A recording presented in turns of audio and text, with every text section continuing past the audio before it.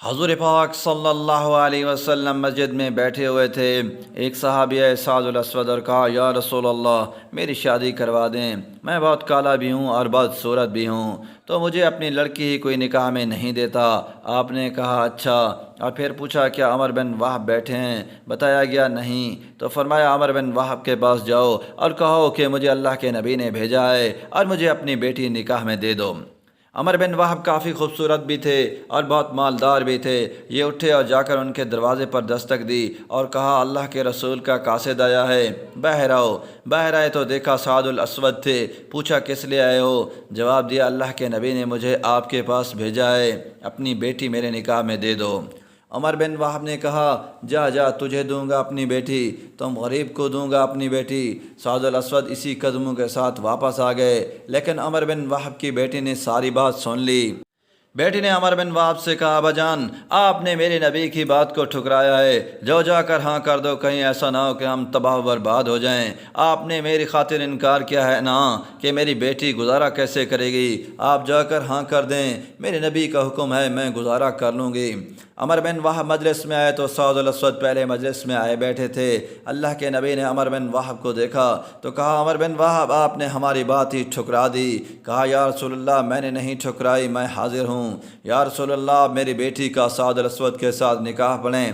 400 درہم حق مہر طے ہوا۔ آپ نے فرمایا سعد اپنی بیوی کو لے جاؤ۔ کہا یا رسول اللہ پیسے کہاں سے لاؤں؟ میرے پاس تو حق مہر ادا کرنے کے پیسے نہیں ہیں۔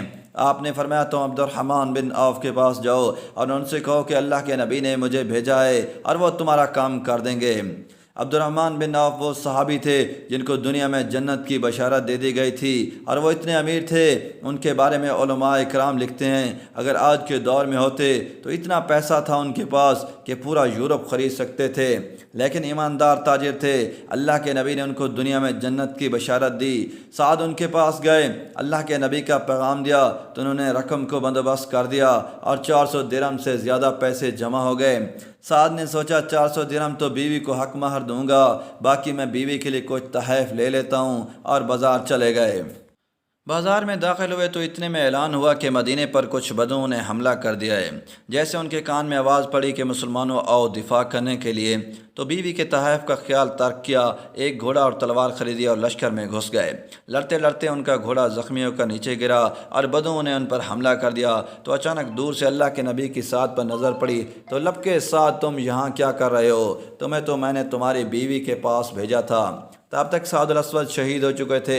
اللہ کے نبی سعد کی طرف لپکے، سعد کے سر کو اپنی جھولی مبارک میں رکھ لیا اور آپ کی آنکھوں سے آنسو نکل کے سعد کے چہرے پر پڑ رہے تھے، اور اللہ کے نبی پیار سے کہنے لگے سعد تو کتنا پیارا ہے، تو کتنا خوبصورت ہے، تو کتنا خوشبودار ہے۔ پھر آپ مسکرائے اور فرمایا رب کعبہ کی قسم سعد حوض کوثر پر پہنچ گیا ہے۔ ایک صحابی نے پوچھا یا رسول اللہ ابھی آپ رو رہے تھے اور پھر آپ اچانک مسکرا پڑے، یہ سمجھ نہیں آیا۔ اللہ کے نبی نے فرمایا میں روز سعد کی جدائی میں رہا تھا اور مسکرایا اس لیے کہ مجھے سعد کے جنت میں عالی شان محلات نظر آئے۔ دوستو اس طرح کی مزید ویڈیوز کے لیے چینل کو سبسکرائب کریں۔